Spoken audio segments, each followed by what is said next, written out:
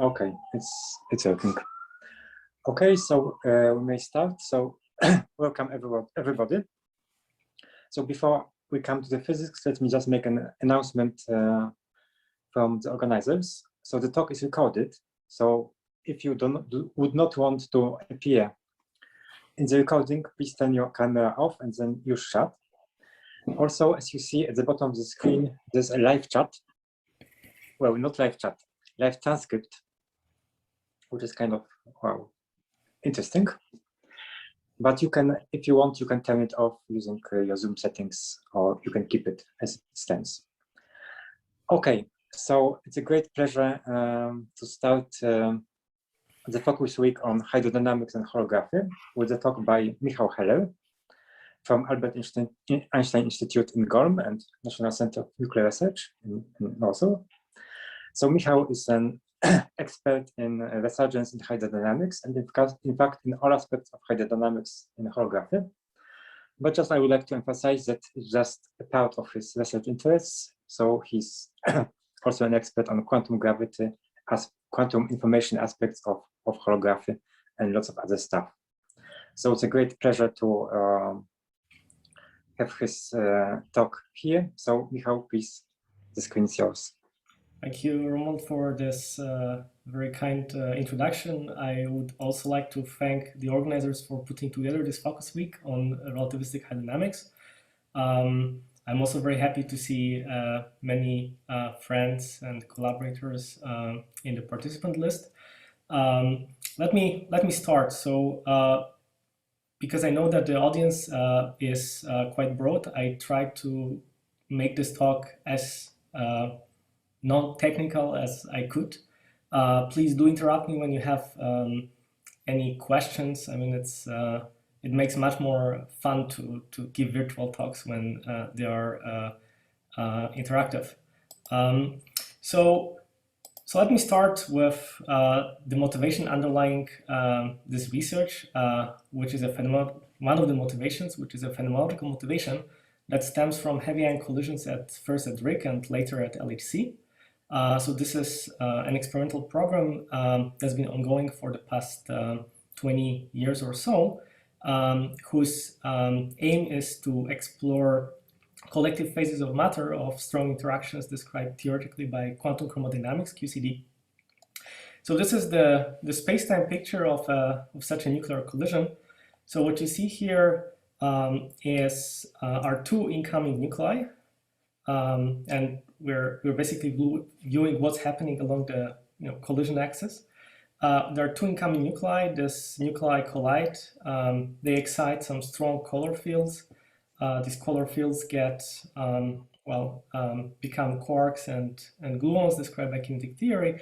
And later the system is described by fluid mechanics, which is a phenological model for a large chunk of the evolution of nuclear matter at RHIC and LHC.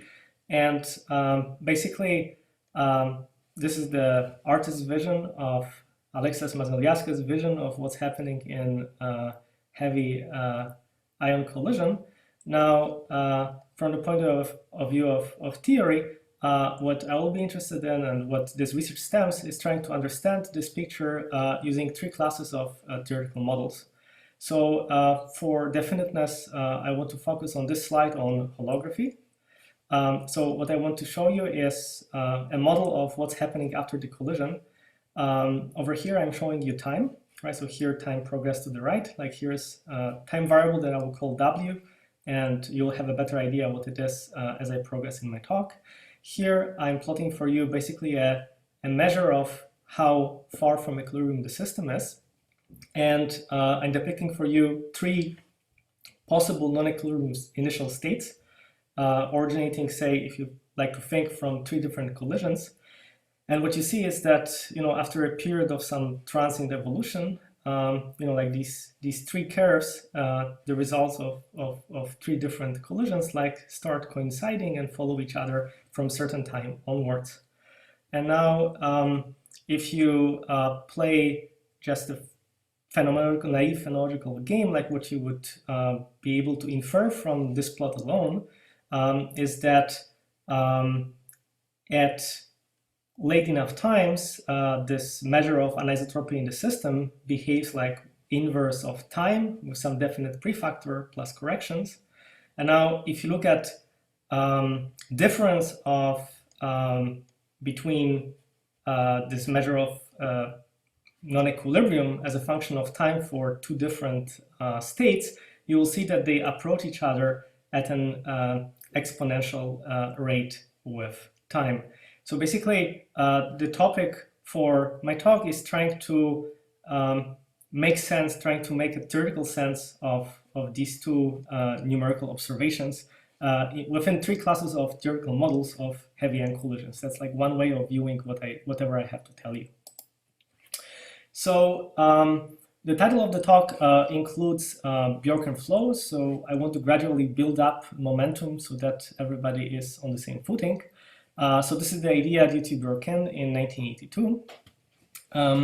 So this is again the picture of heavy ion collision, like the collision occurred here. There are two more directions that I'm suppressing in which nothing is really happening. And this collision excites nuclear matter that fills a forward light cone. And well, I mean, the stuff is happening here, and as time progresses, we eventually achieve to reach local equilibrium.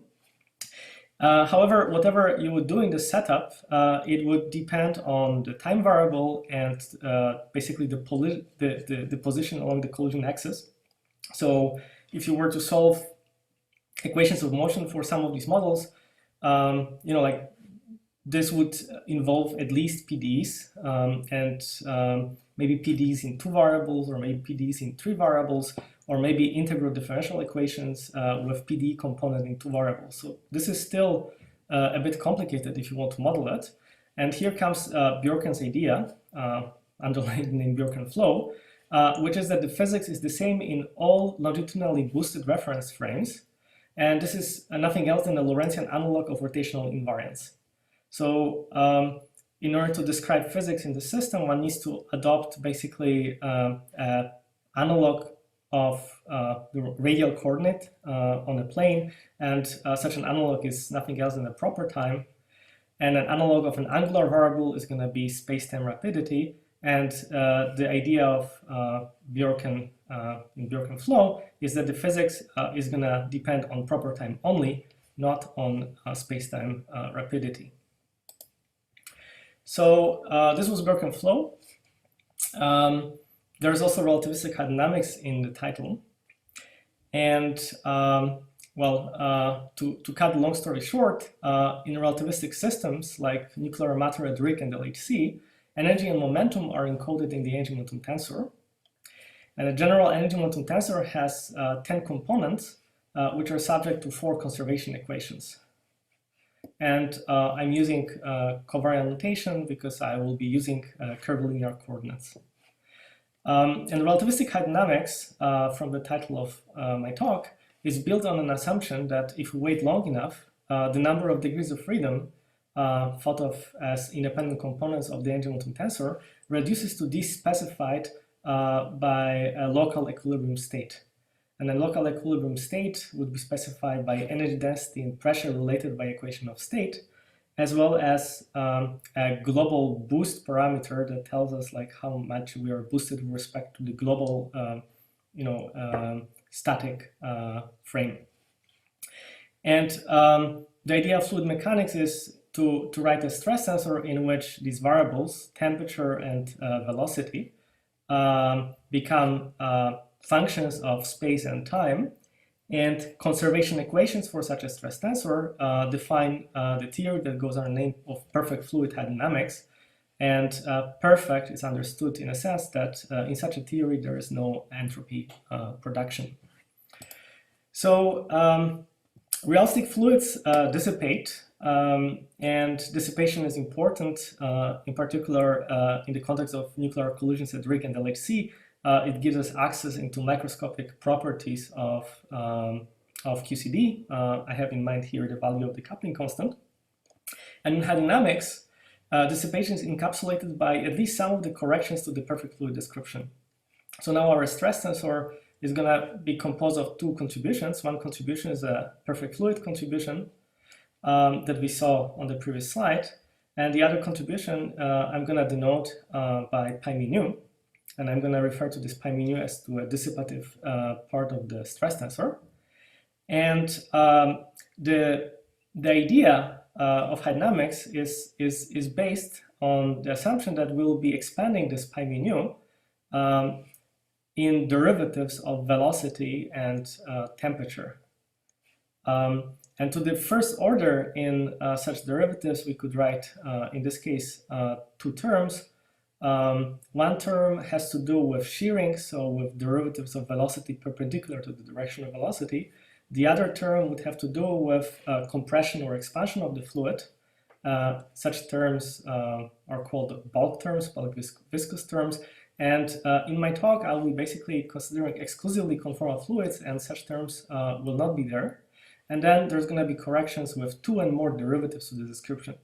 So what happened is that we're looking at a subset of all possible stress tensors for matter, and this subset is specified by four functions, three independent components of velocity, and temperature on top of it.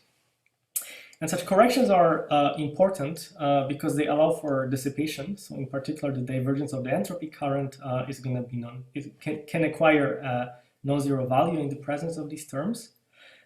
Furthermore, if we think about equations of motion for hydrodynamics, which is a bit tricky, and I will explain it in a moment, the presence of such terms influence properties of solutions of hydrodynamics because conservation of the stress tensor is going to be conservation of the full stress tensor involving these corrections. And as a result, they are of interest to phenological applications at RHIC and LHC. I think this is also going to be partly what Mauricio Martinez is going to talk about here later in the week, I believe tomorrow. And also this is something that Michael Lublinsky, who's there in the audience, also has worked considerably throughout the past decade. May I ask you? Of course. So it does imply that there is no gradient of temperature in particular. So the temperature is global or what? No, very good. So the terms that I drew do not carry gradients of temperature. But if you go to the second order, you will see gradients of temperatures appearing. Right, but then it implies that if you have only one gradient of temperature is not enough, right? Because then it should be for some reason suppressed, right? Terms which are containing only one derivative of temperature, so there is no other derivative. So there is an additional subtlety here, that is there are conservation equations that you impose, and this gradient expansion is written having in mind that conservation equations are imposed on what's u and what's t, and as a result you can get rid of some derivatives using conservation equations. Okay, thank you. Sure, thanks for the question. Michal, I mean, it's just that you're considering only the Landau frame, right? If you consider a different frame, you could have other derivatives as well, right? Very good. So let me clarify that in this talk, I will not go past the realm of the Landau frame. Thanks for this point. We can discuss what happens after the talk. Okay, George? Sure. Yeah. So let me go on. So I introduced to you relativistic hydrodynamics, at least the gradient expansion of relativistic hydrodynamics and Bjorken flow, and now I want to combine the two. So again, the beauty of the Bjorken flow is that it's a comoving flow in Minkowski space. So basically, the lines at which fluid moves in Minkowski space are lines of constant space-time rapidity. So these are these straight directions, and the velocity, the forward velocity of the fluid is given by a partial with respect to tau, which means that it's non-dynamical. I mean, it's entirely fixed by the flow kinematics. So you don't have to solve for it. It's given once and for all. Once you say that you're considering the Bjorken flow. And Minkowski space metric now in proper time and rapidity coordinates becomes written in curvilinear coordinates, as a result of which you're going to generate Christopher symbols, etc., etc. And now if you calculate the derivative of velocity, I mean, the derivative of velocity is going to be non-trivial because of the Christoffel symbol, and this derivative scale like 1 over tau, where tau is the proper time in the situation. And like one thing that I want to emphasize, and that's going to be related in comparison with Ben's talk on Thursday, and maybe also Mateo's talk tomorrow, or discussion tomorrow, which is that Bjorken flow is an intrinsically nonlinear phenomenon. So I will be talking about nonlinear hydrodynamics, solutions of nonlinear hydrodynamics, and so on and so forth. Now, for the rest of my talk, I will be specializing to conformal fluids. In conformal fluids, because of dimensional analysis, the energy density is going to be specified entirely in terms of temperature, so it's going to behave like T to the 4th. And the shear viscosity, so the parameter appearing in the derivative expansion, the first parameter appearing in the derivative expansion is going to behave like the temperature cubed based on dimensional grounds alone. And now this quantity, this measure of non-equilibrium that I started my talk with, A, is nothing else than a dimensionless ratio of a difference of pressures in two different directions in space-time. So in the direction perpendicular to the flow and parallel to the flow, normalized with respect to what would be the pressure in equilibrium. So, you know, if it's very small, then you will be tempted to say that the system is in local, almost in local thermal equilibrium. If it's large, then you will be tempted to say that it's not. When you calculate this quantity A in Bjorken flow, you will see that at the first ordering derivatives, this quantity is nothing else than the ratio of eta over s. So for holographists, it's 1 over 4 pi. For other people, it might be different. Times 1 over tau coming from the gradient of velocity, times 1 over the temperature coming from normalizing by the energy density. And this quantity over here, tau times the temperature, is what I call W, the clock variable on the first slide. So, you know, like if you go back to this original slide, the first slide I started with, you know, this is this W variable, so the product of proper time and the local temperature, and bear in mind that local temperature is evolving as time unfolds. And here I'm showing for you this dimensionless pressure anisotropy of the system. And indeed, like at late times, we saw that hydrodynamic gradient expansion predicts that the pressure anisotropy is going to behave like 1 over W with a coefficient that is given by 8 times eta over s. And like this is exactly what you can infer from numerical analysis of these data. So what this talk is going to be about. So this talk attempts to summarize some of the progress, not in doing phenomenology with Bjorken flow, but actually in using the Bjorken flow as a tool to shed light on asymptotics of hydrodynamic gradient expansion. So you see like the gradient expansion of pi mu nu of the dissipative part of the stress tensor is going to start with the shear contribution, and then it's going to contain terms with increasing number of derivatives. And what I will be interested in is what's happening here when the number of derivatives is going to become large.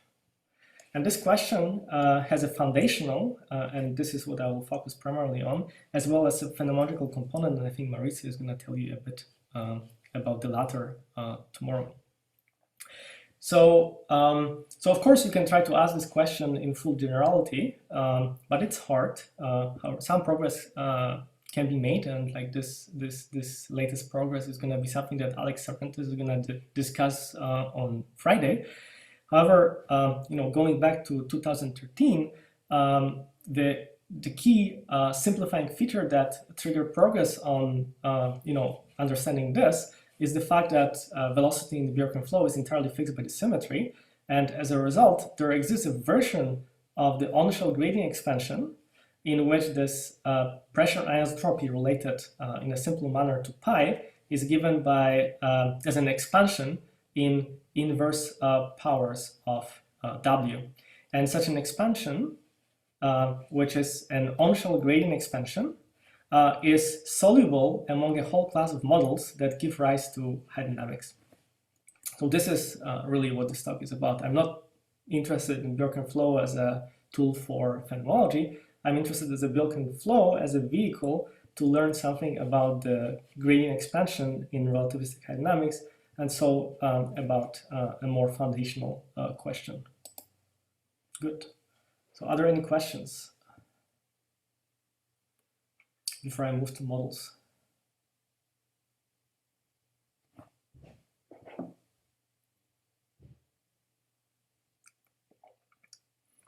Okay, so I'll discuss studies in 3 classes of models. And let me introduce them here, and then let's discuss what they have in common, in what ways they differ, and then I'll move to whatever is happening in the context of Bjorken flow. So the first class of models that's gonna be the simplest are called theories of viscous hydrodynamics. So when people talk about relativistic hydrodynamics, they can have in mind like either the gradient expansion that I described for you a moment ago, or these theories of viscous hydrodynamics. So whenever I talk about hydrodynamics, I have in mind gradient expansion, and when I have in mind like this thing, like I talk about theories of viscous hydrodynamics. So the crucial subtlety that underlies this, and George was a co-author on some of the alternative ways of phrasing this problem, but the crucial subtlety that has been known for quite some time is that if one starts with the gradient expanded stress tensor and imposes conservation equation, such a system of equation does not have a well-posed initial value problem. And as a result, one idea to overcome this issue is instead of imposing a conservation equation on the truncated gradient expansion, is to make the dissipative part of the stress tensor an independent degree of freedom, and making it obey a partial differential equation that ensures that as time progresses, this pi mu nu relaxes to truncated gradient expansion at the first order. And like if you were to do this, like you would basically say that the difference between pi mu nu and what's its form at the first order of relativistic viscous hydrodynamics is gonna be exponentially decaying over some time scale that I'm gonna call the relaxation time. When you expand this relation, this is what you would get.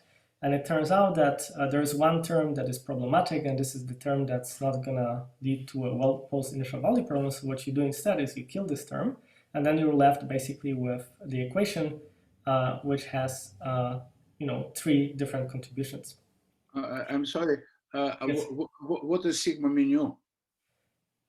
Sorry, sigma mu nu is very good. Sigma mu nu is what I before denoted by this expression. Okay. Yeah. Sorry for confusing the notation. Yeah. Thanks for raising this point. Excellent. So this is the equation of motion for pi mu nu. This equation of motion indeed is going to ensure this property. However, this equation of motion is actually quite complicated. I mean, it's an equation of motion due to Israel and Stewart. It's quite complicated because if you try to very superficially solve it for pi mu nu, like it would require inverting some differential operator. So actually, like this equation has a very intricate and interesting structure that's going to be under scrutiny later on in the case of the boost invariant flow. And in 2007, there appeared a slightly modified incarnation of this theory due to Bayer, Romachka, Sonstarians, and Stefanov with the following equations of motion. So like these people added 3 additional terms to these equations. And these equations are widely used. These 2 kinds of equations are widely used in the context of modeling heavy ion collisions at RHIC and LHC. Sorry. Good. So the theories of hydrodynamics, they contain they contain the gradient expansion. They are PDs, and one has to solve them on a computer. So the other example of a model in which hydrodynamic arises is holography, and in particular fluid gravity duality. And holography, I will be very sketchy here. I just wanted to give you the idea of how things work without really going into details. So holography maps the physics of certain strongly coupled quantum field theories, in particular conformal field theories, to solutions to Einstein's equations with negative cosmological constant in 1 dimension higher.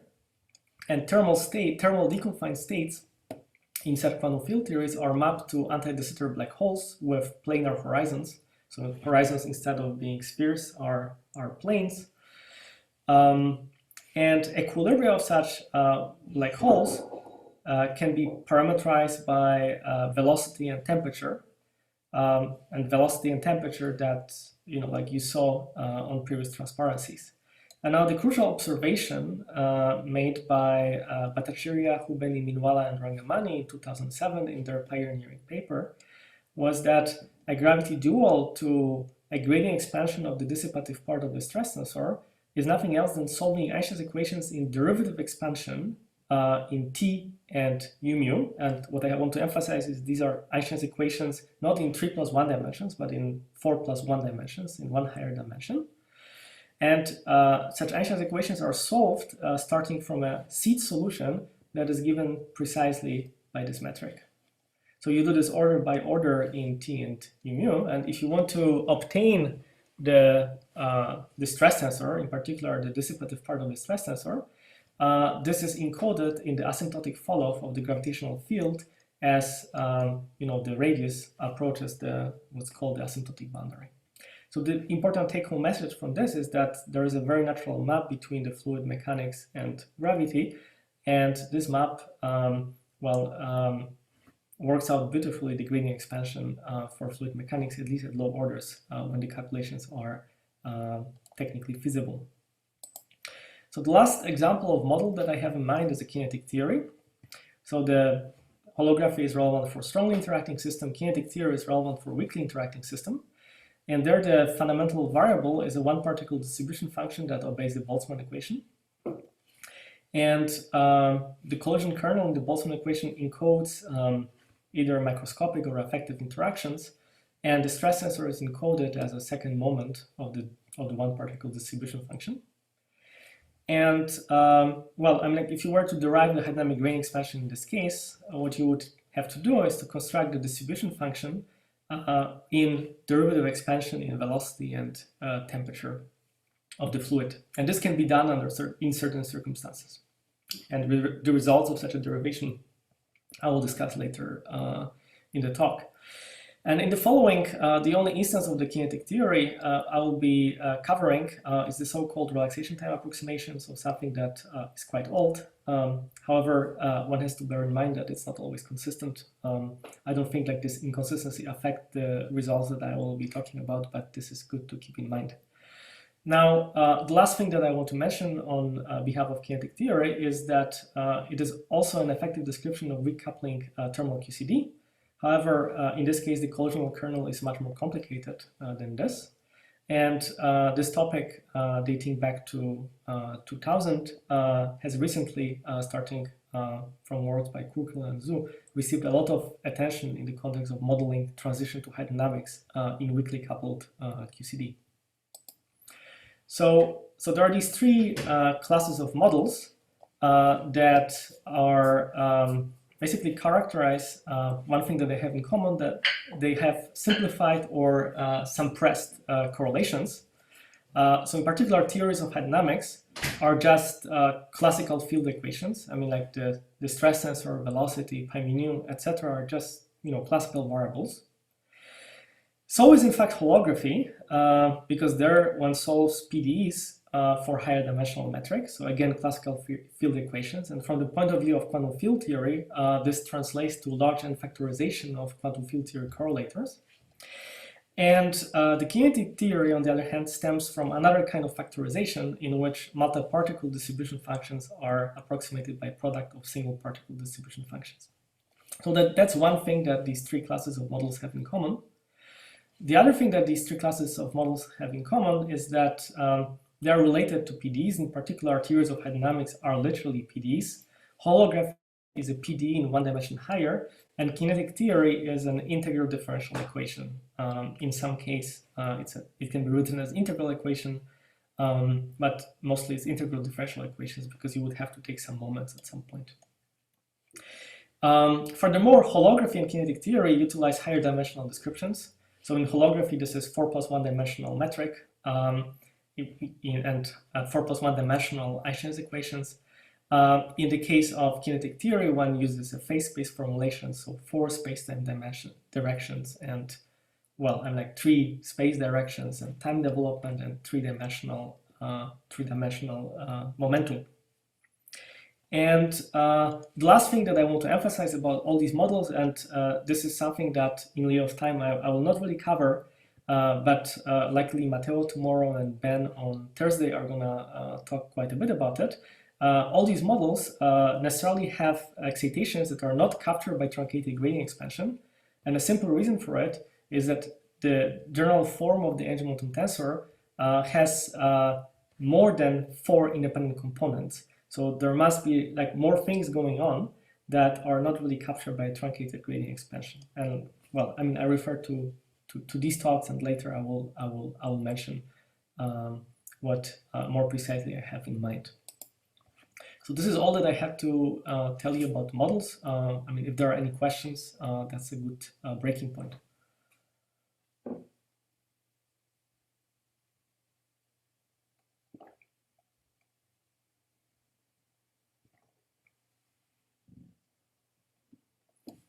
Okay, good. So let me progress to results. And again, if you want to ask something, please do it.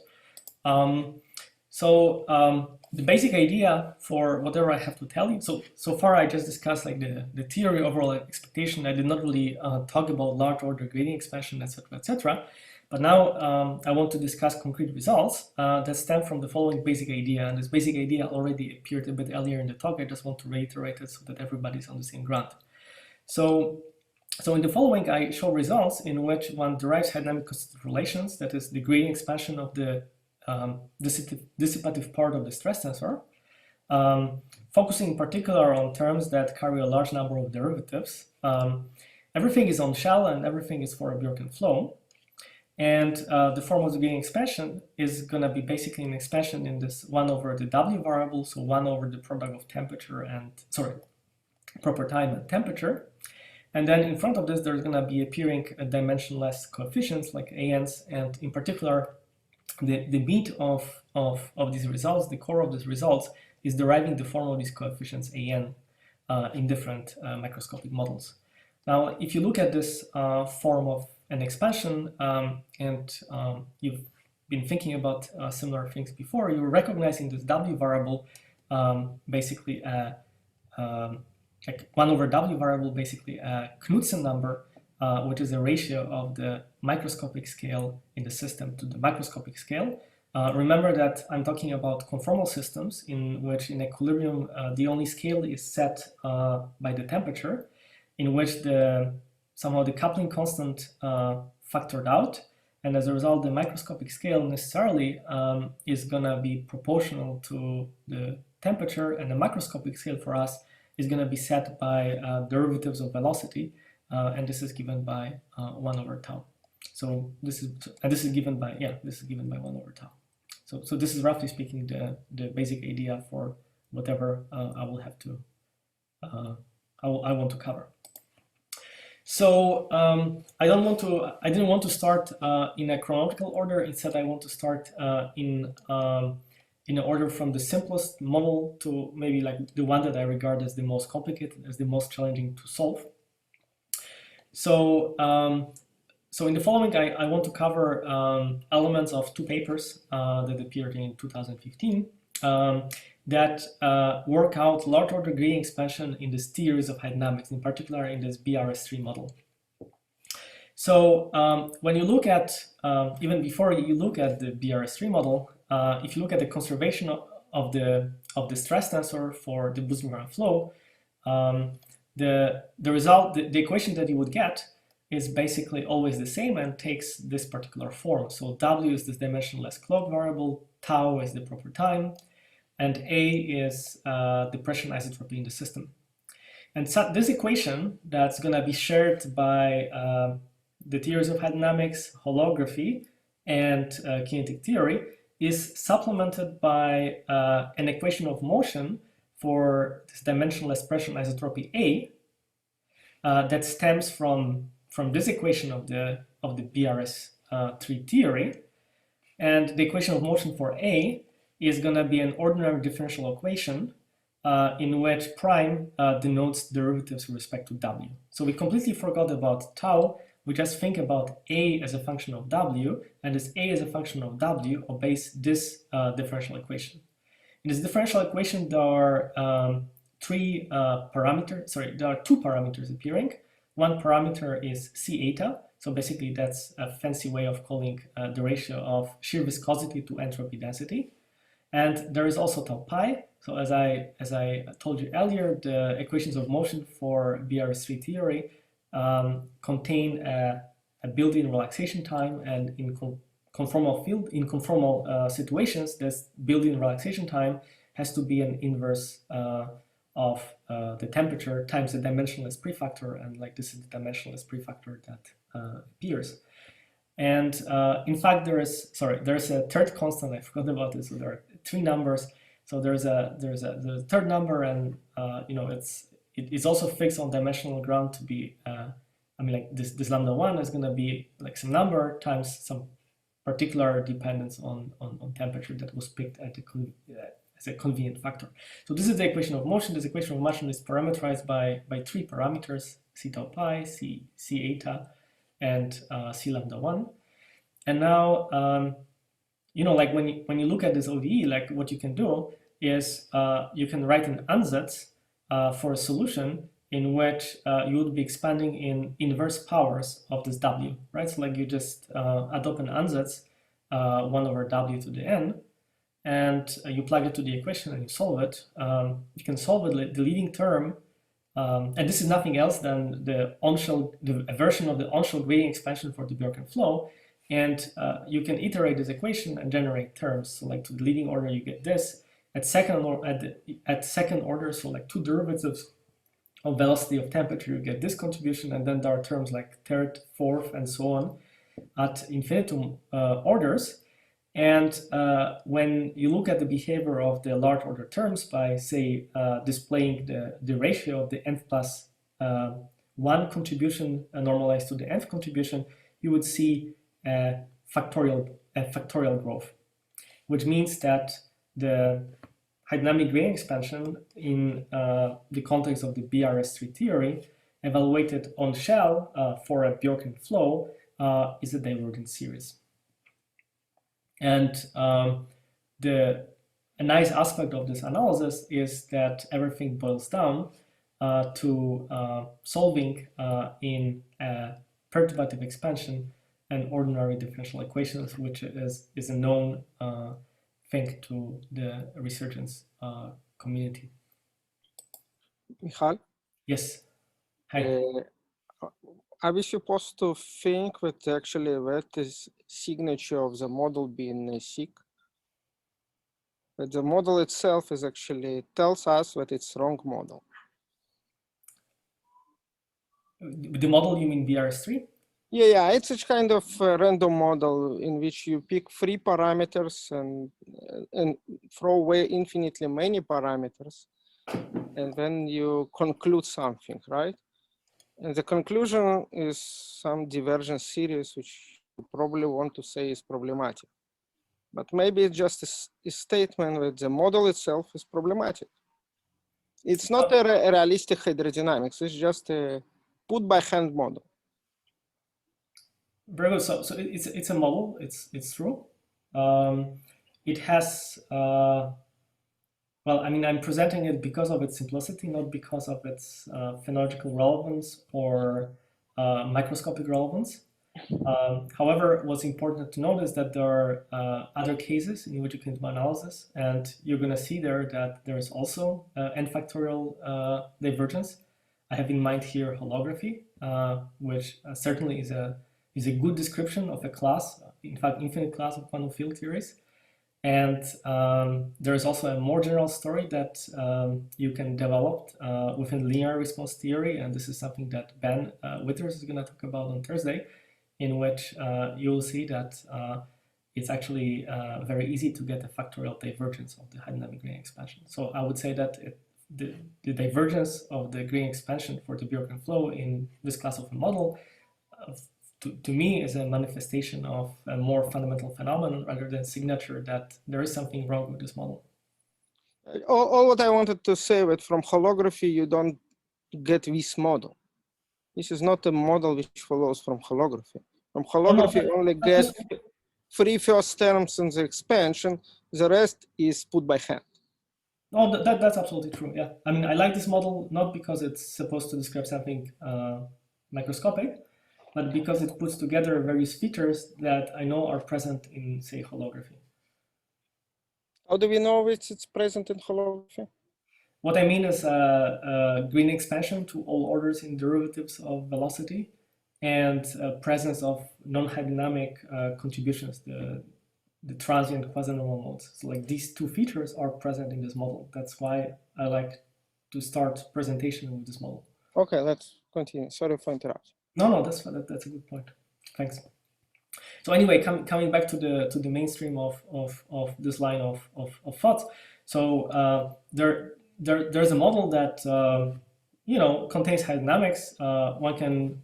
One can solve it even analytically to very large order, getting like concrete numbers, and one can conclude from this analysis that hydrodynamic gradient expansion in Bjorken flow in this particular model is a divergent series. And now, well, I mean, since it's a divergent series, it's by itself, it does not really make sense without the resummation. And one thing that I want to emphasize in this analysis is that the coefficients in this series are fixed numbers. I mean, like they depend on the value of eta over s, they depend on the value of relaxation time, and they depend on the value of lambda1, but they don't depend on anything else. They don't depend in particular on what is the value of pressure anisotropy at the initial value of time in which we start our simulations. So because there is no information about initial conditions in this series, there must be something else in the system, there must be something else in the description of this model that cares about initial conditions. And the interplay between this divergent series and this something else is a beautiful example of a resurgence. So the first step to progress is to take the equations of motion in this model, so this first order ODE for pressure anisotropy, linearize it on top of this formal solution in the form of the divergent series. And if you do this, what you're going to get is that such a perturbation, of course, obeys a linear ODE, so it comes with an arbitrary integration constant that now can encode the information about the initial condition. There's going to be another infinite series that actually also diverges, but more importantly, there's going to be an exponentially decaying prefactor. And on top of this, there's going to be also some parallel behavior. So basically what it shows is that in the system, the gradient expansion is not everything there is there. There are also other excitations that you need to take into account. And this is basically this lore that I referred to earlier in my talk, that hydrodynamics is never there, just the gradient expansion is never there just by itself. There's always some other stuff to take into account. And there is a beautiful story that one can pitch that dates back to the paper that Romold and Rogi-Kashansky wrote in 2006 about the relation of these guys to linear response theory. But because we divided land with Ben very strictly, in me not talking about linear response theory, I will not really dwell into this. But we can talk about it after Ben's talk. So let's talk about the transseries and resurgence in this class of models. So of course, the standard technique to deal with this divergent gradient expansion would be to do a Borel transform and Borel summation. So if you do the Borel transform and look at the Pade analytic continuation of the result, what you would see is basically this plot. It turns out that this plot contains an infinite sequence of cuts, so of cut singularities that are here because of the Pade discretized to be a dense sequence of poles, and this sequence of poles gets denser and denser as we take more and more, or like polynomials of higher and higher degree as ingredients in our Pada approximation. And now, you know, like when we do the inverse Borel transform, like Borel summation, we have to pick the integration contour, and this integration contour, of course, produces ambiguity in the resummation. And it turns out that this ambiguity in the resummation, because of this branch cut, the leading branch cut singularity, is related to this exponentially decaying contribution that we uncover using linearized analysis. So like that's the example of resurgence. And now the idea is that if we want to get an unambiguous result, we should construct a transseries in which what we would do is we're gonna sum over you know, exponentially suppressed effects with you know, like different integer numbers, and each of such exponentially suppressed effects is gonna be multiplied by a divergent 1/W expansion, and basically Resurgence is going to guarantee for us that this transseries yields an unambiguous physical answer up to one real integration constant, and this one real integration constant is going to be related to the initial condition that our first order ODE requires in order to be solved forward in time.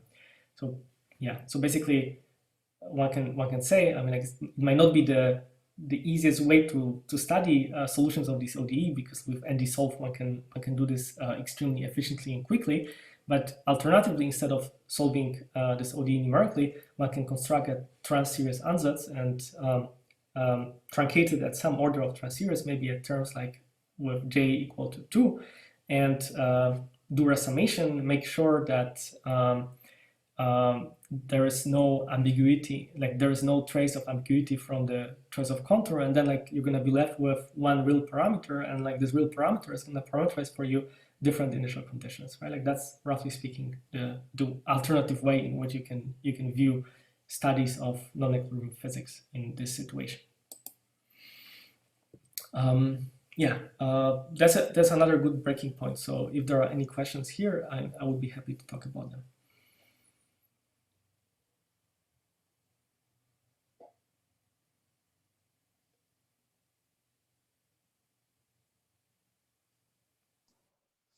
Good.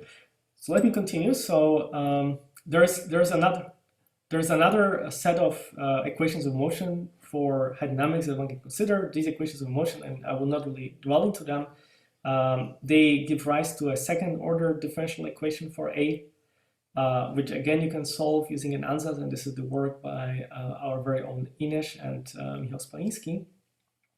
And now when you do the Borel plane analysis, what you're going to see is you're going to see now two branch cut singularities, as well as their integer multiples related to the fact that this equation is nonlinear. And now this transseries is more complicated.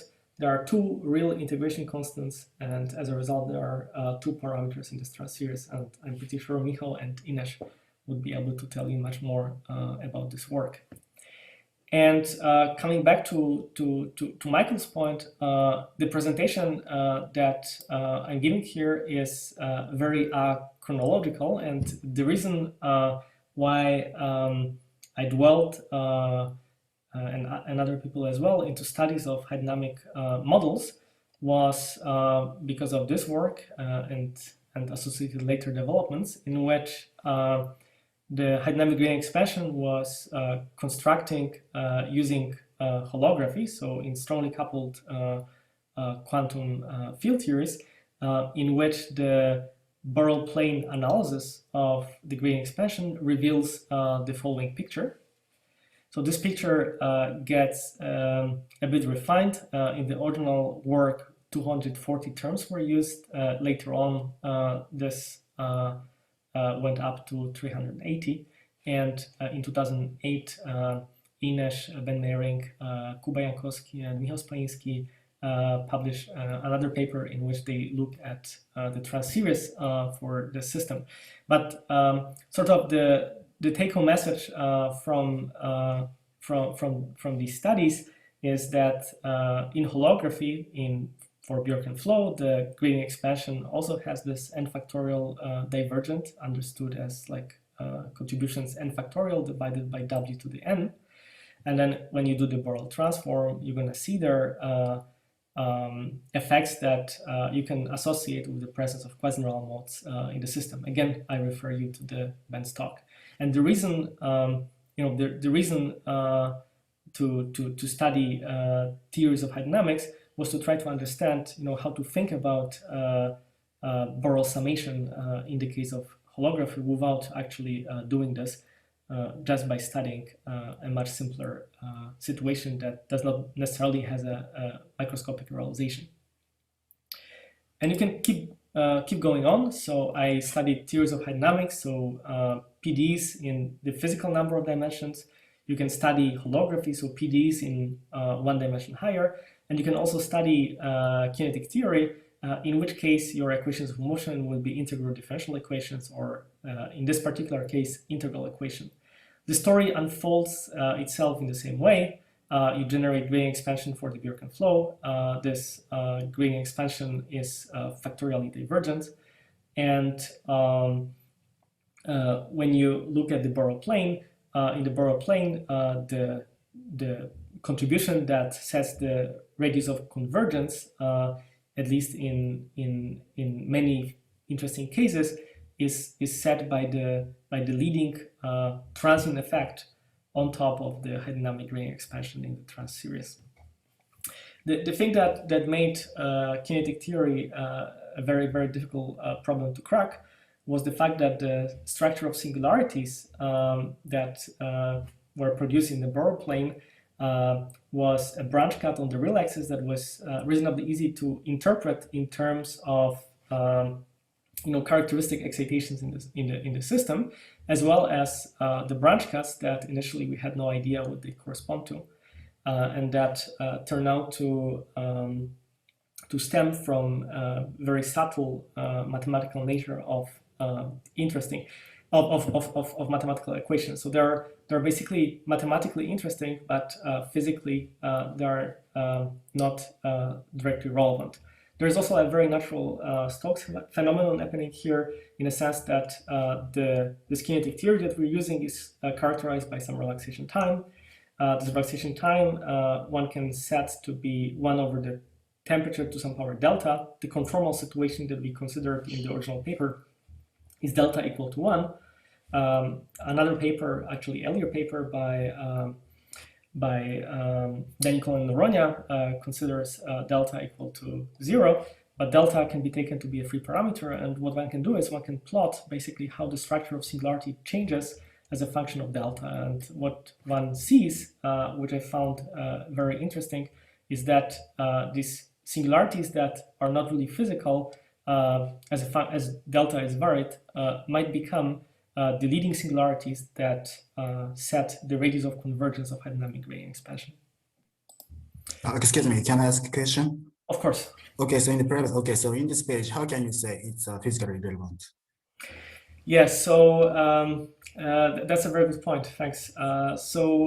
We've been really struggling with this for a very long time. So as you can see, like this paper appeared in September 2016. This one appeared like 1.5 years later. We realized that we saw this picture, and we realized that in order to understand this picture, we may need like another control parameter, and that was like this parameter delta. And what we were looking at is we're taking different initial conditions in our system, and all these initial conditions at late times are going to give rise to the same form of the gradient expansion.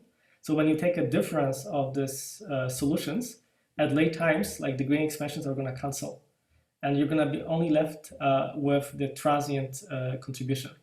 So what we're doing is we're considering various initial conditions and looking at differences of solutions, and we're trying to see, as we vary delta, if it's possible to see any traces of oscillatory and decaying behavior that will be associated with these branch cuts, and we did not see any. I mean, the only behavior that we could see was this one. Okay, but originally you have a differential equation, right? So from that, I think which one can be contributing to the final result, I guess. So the thing is that, like in this case, you can either study the system using Boltzmann equation, which we did only for the hydrodynamic gradient expansion, or you can study the system using the integral equation that dates back to the paper by the Krakow group with Mike Strickland. I think actually this equation goes back to the work by Gordon Bain. Yeah, it was by Gordon Bain. Yeah. Sorry. Yeah. So it's I think we even called it like maybe Bain's equation. And anyway, this is an integral equation, and to solve this integral equation is not actually that easy. And because it's an integral equation, the integral equation requires specifying a contour of integration. This is the integration over time. And for all physical application, you're interested in this integration contour to go along the real-time axis.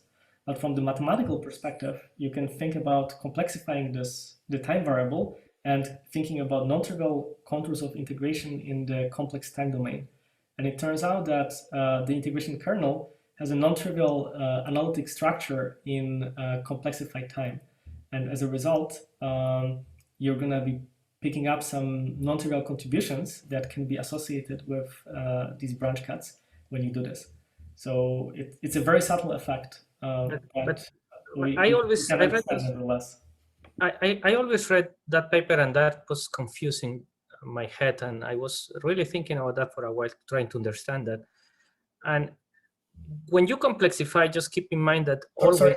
Sorry, I just have like 4 minutes, so maybe. Okay. So my point is simple. Like, I just do not understand that complexification because the solutions of the Boltzmann equation are real, and when you set the reality conditions, you will realize that all those interpretations might be misleading. That's all what I'm trying to say, or at least I was unable to understand it from your perspective. Well, let's talk about it. I mean, I will just finish, and like I will be very happy to talk about it after I finish, because I'm afraid that some people want to leave like soon after I finish. Okay. Okay, thank you. Yeah. So anyway, so let me just make some additional comments. So I presented to you like 3 classes of examples in which there's a factorial divergence of the gradient expansion in the Bjorken flow. But there's only one counterexample, at least the one that I'm aware of a Bjorken flow in which the gradient expansion does not factorially diverge. And it's an example due to Gabriel and Georges of an ultra-relativistic gas of hard spheres. So in this example, basically this W variable is set by basically the density of like inverse density of spheres times a proper time. But because of the density conservation, what one gets is that this W variable becomes constant. And when one constructs the associated pressure anisotropy, one sees that it's either convergent or geometrically divergent, right? So like there is this one counterexample that one has to keep in mind, and full understanding of the problem requires certainly resolving, or understanding why this counterexample works the way it works. Now, the other point that I want to highlight before I conclude is that there are 2 possibilities for the source of divergence of gradient expansion that one can think of. Like, one possibility is that at each order, there are, the number of terms is limited. Maybe it scales, as some power, or maybe geometrically with n. But like only some number of these terms is going to be relevant and contributing like n factorial contribution. So this would look like renormals in quantum mechanical system. And the other possibility is that at each order of the gradient expansion is going to be a number of independent terms, number of independent transport coefficients that scales like n factorial. And at the level of this analysis that I'm presenting to you here, that is studying gradient expansion for Bjorken flow, it does not really allow us to univocally discriminate between these 2 possibilities. At this level, both are allowed. And one more point that I mean, occurred to me at least recently, is that if one takes a BRS3 or MIS equation and solves for a derivative expansion as I was defining it, then what one gets, indeed, like the leading term is like 1 over the W, but you know, like the contributions having to do with two derivatives of velocity of temperature are going to have a derivative of temperature. The contributions with three derivatives are going to have a second derivative of temperature, and so on and so forth. So actually, you know, like the 1 over W expansion can, you know, can be obtained by using a conservation equation and eliminating time derivatives of velocity in favor of the time and temperature. But it's, you know, it's a thing that one has to do in order to arrive at it. And, you know, in general, this expansion, when one looks at it, is a functional expansion for a function t of tau. So the roadmap for this week is that tomorrow we're going to have two discussions. Matteo is going to talk about, as far as I could understand, like linearized physics and hydrodynamics and contributions that come on top of hydrodynamics in linear response theory. Mauricio is going to go a bit in the direction of resummed fluid mechanics, to my understanding, all order resummed fluid mechanics. So this is something that Michael Lubinsky has been pursuing for quite some time already. Then Ben is going to discuss linear response theory and also like other approach that allows to study hydrodynamic gradient expansion without making assumptions about symmetry, with the price paid that one looks to only at solutions of linearized hydro equations. Ines is going to lead an open-ended discussion on Stokes phenomena in relativistic hydrodynamics, and I would be very happy to contribute one example. I think Ben and hopefully others are going to contribute more. And last but not least, Alex is going to be talking about or leading the discussion about something that I find very exciting, that is going beyond the assumptions of the Bjorken flow and studying hydrodynamic gradient expansion with less symmetry. So let me summarize. So in 2021, there are many reasons to be interested in relativistic hydrodynamics. So one reason is certainly nuclear collisions. There is a strong connection with gravity in the form of the fluid-gravity duality that I discussed. George would be pursuing aggressively the story of neutron-star mergers and applicability of viscous hydrodynamics there. And last but not least, the resurgence that I discussed in the present talk. The behavior of hydrodynamic gradient expansion at large order is a foundational question in relativistic fluid mechanics. And at the same time, it has possible practical importance. And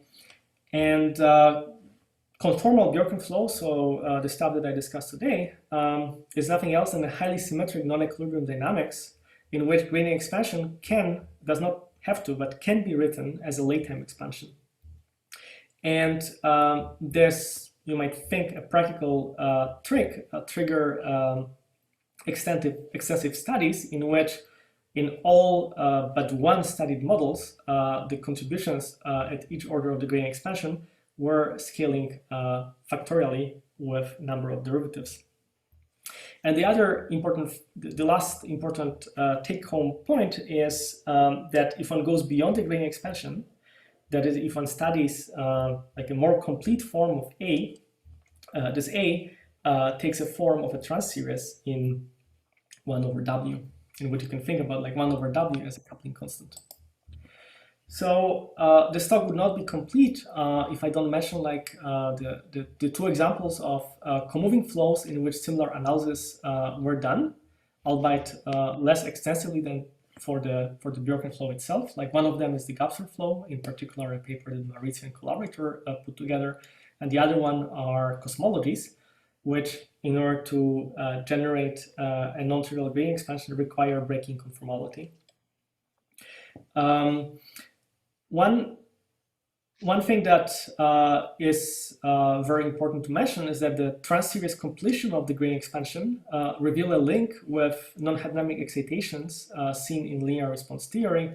I mean, you saw with your naked eye, like exponentially suppressed contribution in my first transparency. You see them appearing in this BRS3/MIS model. And tomorrow and on Thursday, Matteo and Ben are going to talk about it a bit more. One thing that is certainly important is that revealing the origin of the divergence of the gradient expansion understood as 1/W expansion in Bjorken flow and explaining the single counterexample that exists calls for relaxing the symmetries. And this is something that Alex Cervantes is going to talk about on Friday. And last but not least, the form of the gradient expansion for Bjorken flow, when one does not use conservation equations to write it as 1/W expansion, should remind us that the gradient expansion is actually a functional expansion in which we have some functions and we expand in their derivatives. And its convergence, as it is meaningless without really specifying what kind of functions we're talking about, like what are the properties of the functions that we talk about. And this is going to be a topic that's going to appear in Ben and Alex presentations.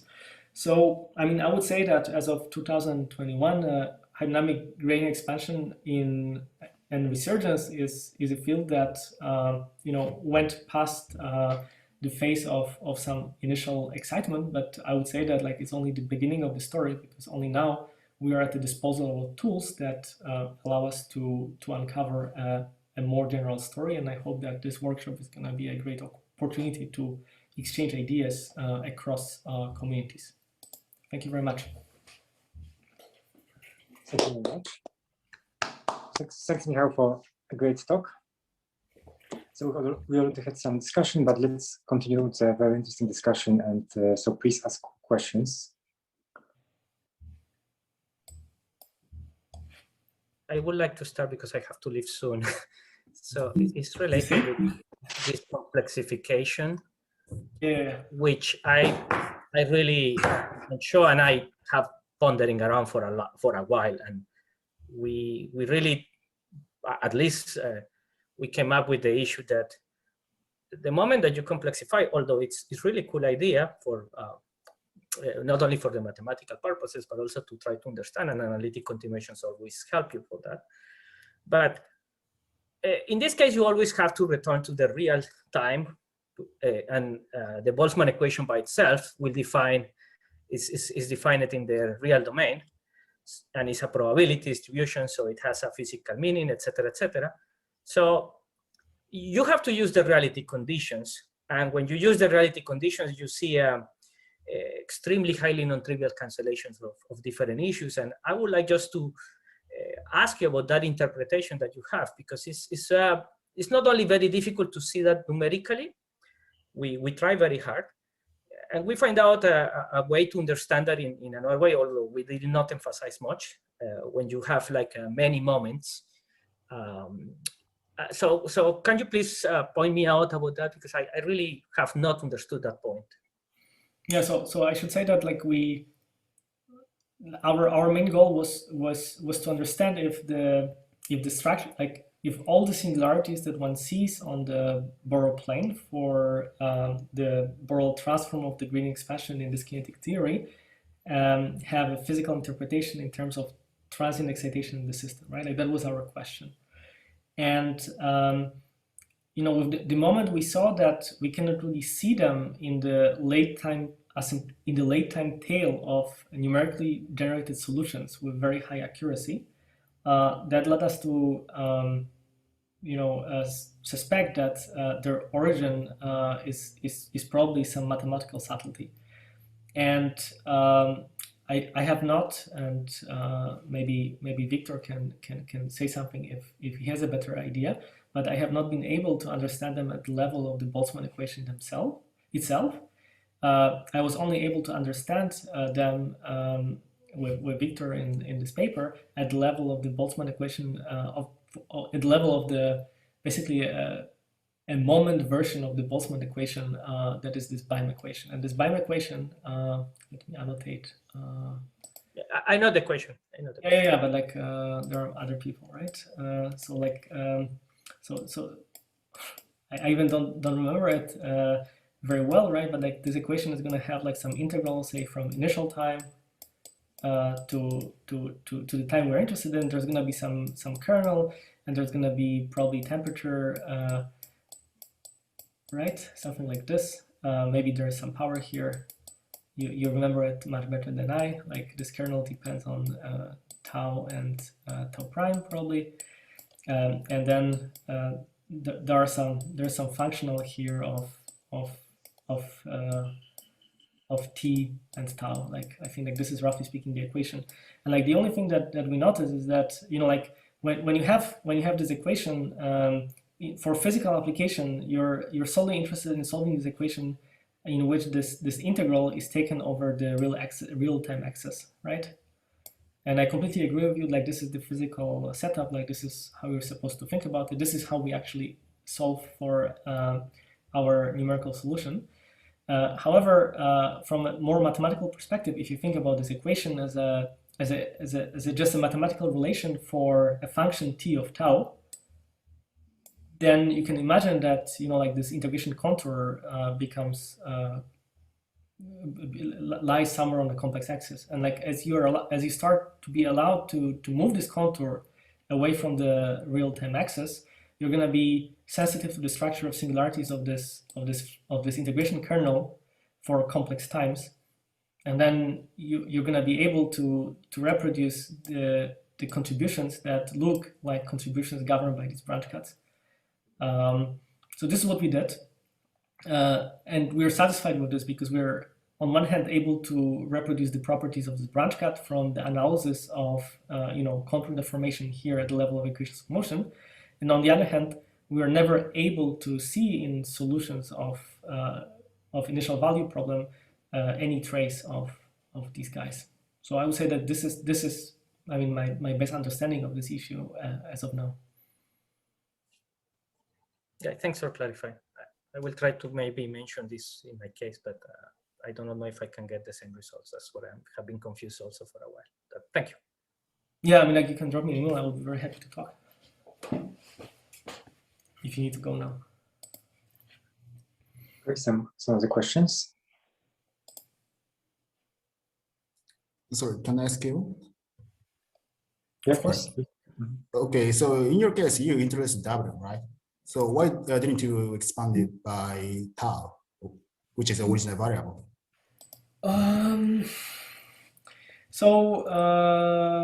Sometimes we did. So for example, if you go back to this paper, let me annotate. Yeah, I can clear my drawings. Yeah, good. So if you go to this paper, it turns out that in this paper we use 1 over tau variable to generate the gradient expansion, and then like the results that I'm showing for you are actually after you pass to 1 over W. I like 1 over W better because, I mean, actually, sorry, like these two are just related by a resummation, right? Like when you pass from 1 over time expansion to 1 over W expansion, like what you need to do basically is you need to collapse some number of 1 over the tau terms into what you mean by a local temperature, right? So like there's a one-to-one relation between these two. And the way I like, the only reason why I like 1 over W expansion better at this level is that there is no trace of initial condition that is left at the 1 over W expansion. Whereas like if you use 1 over tau expansion, then still the asymptotic scaling of the energy density with proper time in principle appears there, right? You can take it whatever you want, but yeah. Okay, but in this case, it's a scale invariant. So that's why, in my understanding, that's why W is convenient, right? But for example, if you break a scale invariance, then W is not so convenient, right? Very good. So if you break the scale invariance, then the story gets much more complicated. It has not been worked out in great details to the best of my understanding. The only case that is not, sorry. like there, I should say that there are examples of non-scaling variant studies that are very simple. And for example, like this conformal field theory, you know, like whenever the relaxation time is not 1 over the temperature, it's already non-conformal, right? Mm-hmm. But it turns out that the nature of this breaking of conformal symmetry is very simple, and you can still just define your 1 over W variable, and that's it. Nothing really complicated happens. However, if you introduce the mass for the particles in your RT kinetic theory, then things become much more complicated, and you have much less control over it. And such a gradient expansion to large orders, to the best of my understanding, has not been really constructed. Okay, but if you use a tau in this case, for example, okay, so how much the structure of the Borel plane changes? Okay, I mean, I can speculate. I mean, I would naively say that what I would say is that, like, now you have like the one more, you know, like in the studies that I was showing, we had like the A. I mean, like, you can, let me annotate. I would like just to say something else about that change in the W variable, because you changed the topology of the dynamical system. There are some singularities that appear in W that in the original Boltzmann equation do not appear, and you always have that risk. And I think that the question of Shaw is also very relevant in that regard. And it's not really easy to solve, but this dimensional reduction, that you have 2 differential equations and you reduce it to 1 unique one, you pay a price.